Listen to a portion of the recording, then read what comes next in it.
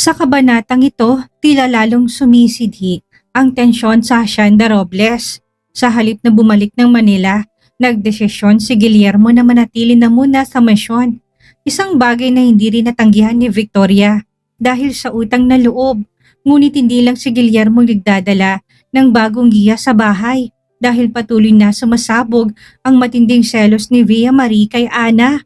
Aabot sa puntong mananakit at magbibitaw ng masakit na salita si Via laban sa bata.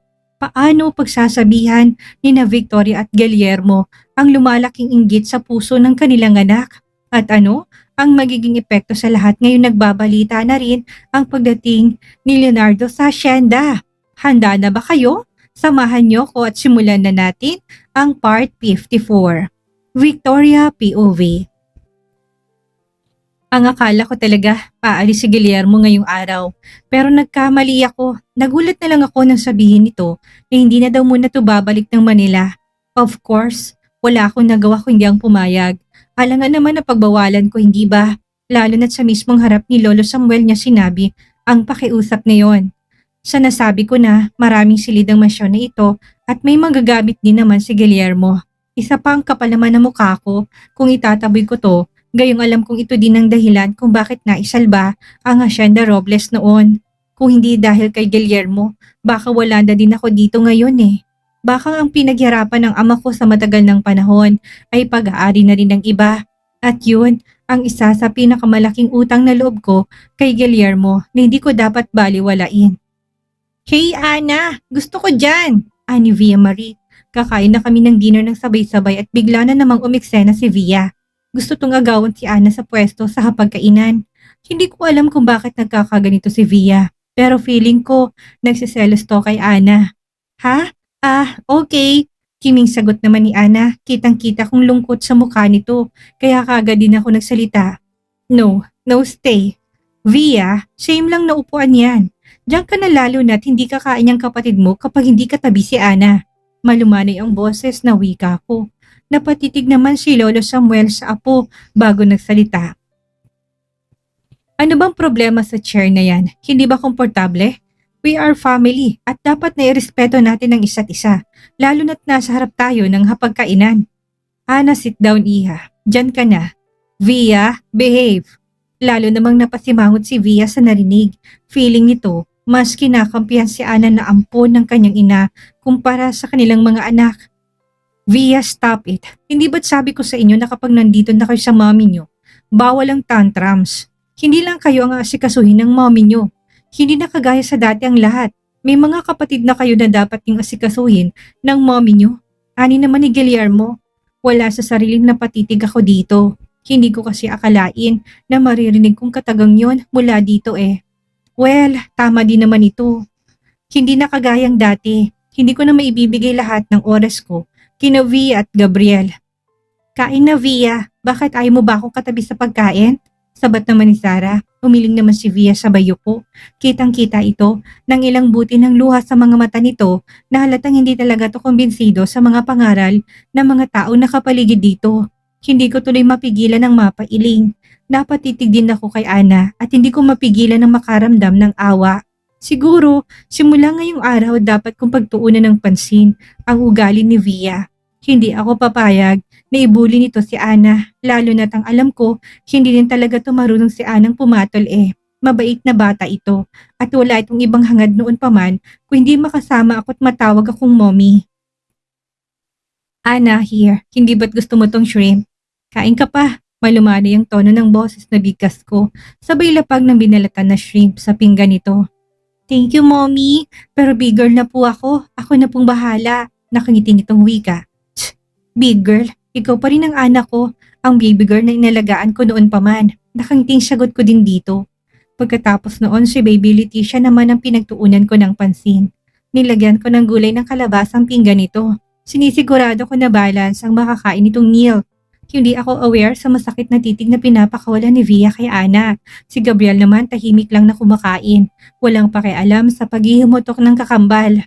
Pagkatapos kumain, kagaya na nakagawian, nagaya si Baby Leticia at Ana sa garden. Samantalang si Via at Gabriel naman pumasok na sa kanilang silid.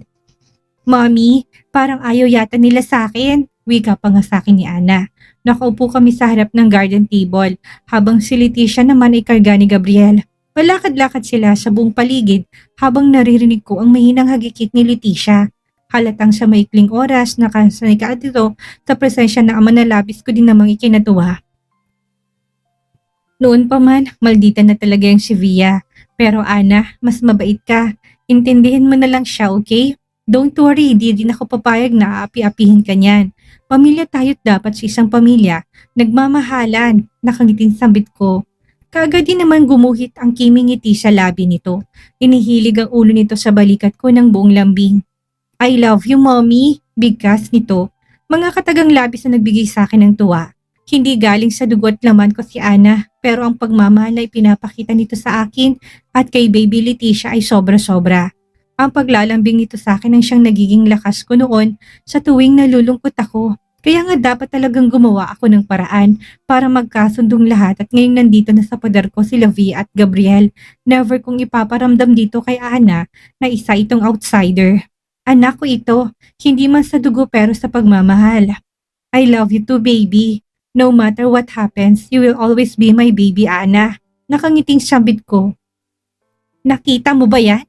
Nakakainis. Bida-bida talagang Ana na yan eh. Galit na wika ni Via Marie. Nasa kwarto siya ng kakambal niya si Gabriel at mula sa kanyang kinatatayuan, natatanaw niya ang mga kaganapan sa garden ng bahay. Si Ana, yakap ng mommy Victoria niya habang si Jewel Leticia naman ay nasa bisig ng daddy Guillermo niya. Lalong umusbong ang matinding selos sa puso ni Via Marie. Simula pa kanina, alam niyang mas malapit ang mommy niya sa Ana na yon at nagsiselos siya. Gabriel, baba tayo.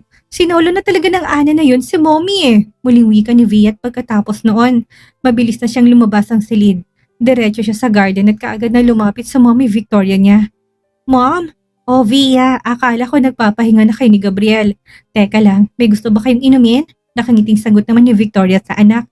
Kaya lang umiling nang na makailang ulit si Via. Matalim ang mga mata na tinitigan si Ana bago nagsalita. Hindi po ako makatulog, Mom. Gusto ko po sanang tumabi sa inyo. Ah, ganun ba? Baka naman namamahay ka lang. Okay, sige. Kung hirap ka talagang makatulog sa kwarto ka na lang muna. Nakangiting sagot din naman kaagad ni Victoria sa anak. Kaagad din namang nagdiwang ang loob ni Via sa tuwa. Nasaya siya na makakatabi niya ang mommy niya sa kama. Ibig sabihin nun mas damang pa rin siya. Mom, inaantok na po ako. Wika naman ni Ana kay Victoria. Kaagad din namang ibinaling ni Victoria ang tingin nito bago tumango. Gusto mo bang samahan kita sa kwarto mo? Malumanay ang boses sa tanong nito. Halata ang lambing kaya naman muling nakaramdam ng inis si Via sa kanyang puso. Para sa kanya bida-bida si Ana. Pinipilit itong agawin ng atensyon ng mommy niya sa kanya. No na po mommy, kaya ko na po. Nakangiting sagot din naman ni Ana at pagkatapos noon, humalik na ito sa pisngi ni Victoria bago naglakad papasok ng mansyon. Naiinis pa rin na nasundan naman ang tingin ni Via at si Ana. Kung wala lang ang mommy niya sa harapan nila, baka inaway niya na si Ana eh. Via, Gabriel, hindi pa ba kayo matutulog? Nakangiting tanong naman ni Victoria sa anak kaagad. At umiling naman si Via. No po, gusto ko po sa room ninyo matutulog, mommy. Sagot ni Via. Me too po, gusto ko po sa kwarto niyo matulog, mommy. Sabat naman ni Gabriel. Tumago naman si Victoria at nagpa siyang tawagin si Guillermo para makuha ang anak na si Leticia. Tulog na si Ana at balang niya sa sariling kwarto na din patulugin si baby Leticia para kahit papano magkaroon ng time na magkasamang magkakapatid. Guillermo, gabi na, kailangan na matulog ang mga bata. Wika niya kay Guillermo pagkalapit niya dito. Tumango naman kaagad si Guillermo. Kinalikan nito sa pisngi ang inaantok na si Leticia bago nagsalita. Okay, ako nang bahalang kumarga sa kanya sa kwarto.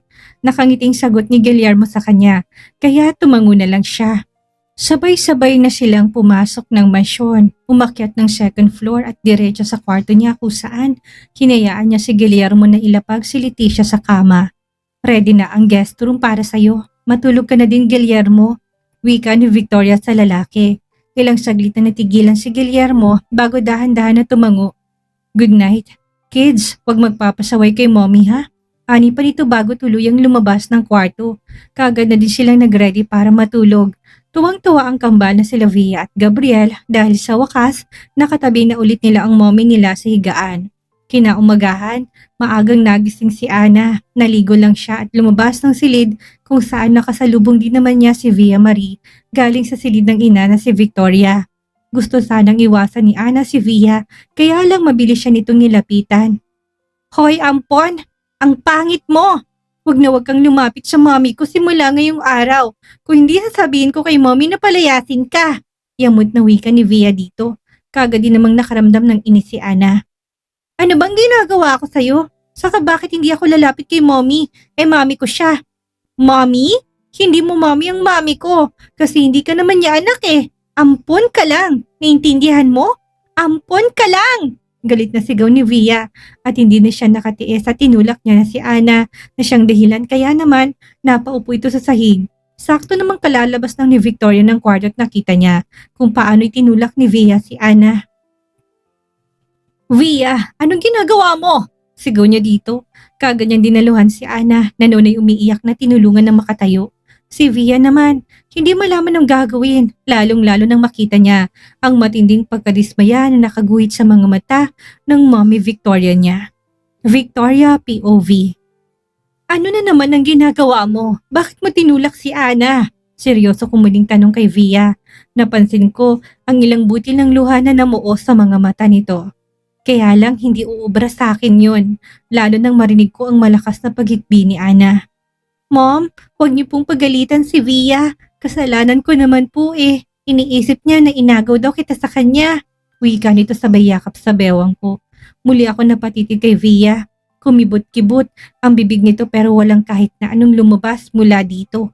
Mas lalo naman ako nakaramdam ng matinding pagkadismaya. Mag-sorry ka kay Ana. Muli kong utos dito. Ayaw ko! Mom, inagaw ko niya sa akin kaya bakit ako magsasorry sa kanya? Umiyak nitong sambit. Hindi ko naman mapigilan ng mapabuntong hininga. Kay aga-aga, ang sakit ng ulo na kaagad nang ibinigay nitong si Via. Ana, mauna ka nang bumaba doon, okay? Mamaya isasama kita pag alis ko. Malumanay ang tono ng boses na bigkas ko kay Ana. Kakausapin ko muna ng masinsinan nitong si Via. Bilang ina, dapat kong ipaintindi dito ang pagkakamali nito. Naluluha naman na kaagad itong tumango. Okay po, mommy. Sagot nito at pagkatapos noon, mabilis na itong naglakad paalis. Pagkaalis ni Ana, si Via naman ang hinarap ko. Seryoso ko itong tinitigan bago tinanong. Ano ba ang problema? Hindi ba pwedeng maging kaibigan mo si Ana? Seryosong tanong ko dito, lalo naman itong napahagulol ng iyak at saka naman lumabas si Guillermo mula sa guest room. Halatang kagigising lang nito dahil magulo pang buhok nito at nang makita nitong umiiyak si Via. Kunot no itong naglakad papalapit. Anong nangyari? Seryosong boses sa tanong nito. Nang marinig ni Via ang boses ng ama, patakbo itong naglakad. Papalapit dito at yumakap ng mahigpit at humagulhol ng iyak. Muli ako napabuntong hininga. Sa totoo lang ngayon ko lang mas naramdaman ang bigat ng responsibilidad ng isang ina. Lalo na kung hindi pala sila nagkakasundo. Nahuli ko siya na itinulak niya kanina si Ana. Seryosong sagot ko. Saglit akong tinitigan ni Guillermo bago nito hinarap si Via. Tinulak mo si Ana. Bakit? Hindi ba't sabi ko sa'yo noon na bawal makipag-away sa kapwa? Malumanay ang tono ng boses sa tanong ni Guillermo dito. Dad, kasi naagaw niya si mommy sa akin eh. Hindi naman po siya anak pero mas love siya ni mommy. Walang paligoy-ligoy nitong sagot. Hindi na ako nagulat doon. Narinig ko ng katagang yun mula sa bibig ni Via kahapon at alam kong nagsiselos to kay Ana. Kaya lang, hindi ko din pwedeng itolerate ang pagiging selfish nito. Si Ana ay anak ko na at kailangan nitong tanggapin yon sa ayaw at sa gusto nito. No baby, hindi inagaw ni Ana ang mommy mo. Si Ana ay adopted child ng mommy at dapat naituring mo din siyang kapatid. Seryoso sagot din naman ni Guillermo sa anak. Kahit papaano, bumilib din naman ako sa sinabi nito. Lalo na't yun naman talaga ang totoo. No, ayaw ko daddy. Ayaw ko sa kanya. Umiiyak pa rin sagot ni Via. Napatitig naman si Guillermo sa akin. Pwede bang bigyan na muna natin ng time ang mga bata na matanggap nilang isa't isa? Malumanay ang tono ng boses na tanong nito sa akin. Wala na rin ako nagawa pa kundi ang tumango na lang. Alright, siguro hindi pa sila sanay sa isa't isa kaya ganito nagiging reaction niya. But Guillermo, talk to her. Hindi pwedeng manakit siya ng kapwa niya porkat galit siya. Seryosong bigkas ko. Alright, huwag kang mag-alala. Akong bahala. Nakangiti nitong sagot. Thanks. By the way, mag-ready na kayo para sabay-sabay na tayong kumain ng breakfast. Seryosong bigkas ko't pagkatapos noon, muli akong bumalik ng kwarto para i-check kung gising na ba si Gabriel at Jewel Leticia. Pagkapasok ko ng kwarto, hindi ko mapigilan ng mapangiti. Paano ba naman kasi nadatan ko si Gabriel na hinaharot nito si baby Leticia na halatang tuwang-tuwa sa kuya niya. Naririnig ko kasi ang malakas itong pagtawa. Ma'am, good morning po. Bati pa nga ni Gabriel nang mapansin itong presensya ko. Kung gaano kabigat ng mga kaganapan sa labas, ay siyang gaan naman dito. Natutuwa ako na makita na naging palagay ng loob ni Leticia sa kuya nito. Good morning, Gabriel. Bababa na tayo para kumain ng breakfast. Seryosong bigkas ko. Yes, mommy. Sagot din naman ito at ilang saglit lang, sabay-sabay na kaming bumaba. Sa dining area nadat na namin sila Ana, V at Guillermo kasama na din si Lolo Samuel at Zara. Halatang pamamaga ng mga mata ni Via, siguro dahil sa matinding pag-iyak. Si Ana naman, walang imik na nakayuko lang. Lolo Samuel, magandang umaga po. Bati ko kay Lolo Samuel at ngumiti lang din kay Sarah. Magandang umaga naman, Iha. Siya nga pala, tumawag kanina sa akin si Leonardo. Hindi ka rin niya makonta kaya pinapasabi niya sa'yo na darating daw siya dito sa asyenda ngayong umaga. Imporma nito sa akin. Kaagad din naman ako napatango. Bala kong tawagan si Wilfred mamaya para sabihin dito na hindi na muna ako tutuloy sa pagbisita ng asyenda nito. I-reschedule ko na lang ang pagpunta doon bukas ng umaga. Naku, talaga namang sumakit ang ulo at puso ni Victoria sa mga kaganapan ngayong umaga. Hindi nga madali ang magiging isang ina, lalo na kapag kailangang balansihin ang pagmamahal at pagtutuwid sa maling ugali ng anak. Isang napakahalagang aral ang iniiwan sa atin ng episode na to. Ang inggit at selos sa puso ng isang bata ay hindi ginagamot ng galit, kung hindi ng tamang gabay, pag-unawa at patas na pagmamahal upang matutunan nila ang tunay na pamilya na hindi nag-aagawan, kung hindi nagmamahalan. Maituwid kaya ni na Victoria at Guillermo ang pagiging spoiled at silosa ni Via o mas lalo pang lalala ang awayan sa loob ng masyon at ano ang magiging papel ng pagdating ni Leonardo sa gitna ng sitwasyon na ito. Maraming salamat sa inyong walang sawang pagsubaybay. Huwag niyo pong kalimutang i-like, mag-iwan na inyong saloobin sa comment section sa ibaba at i-share ang ating video. Hanggang sa susunod na kabanata. Mag-iingat po tayong lahat at God bless.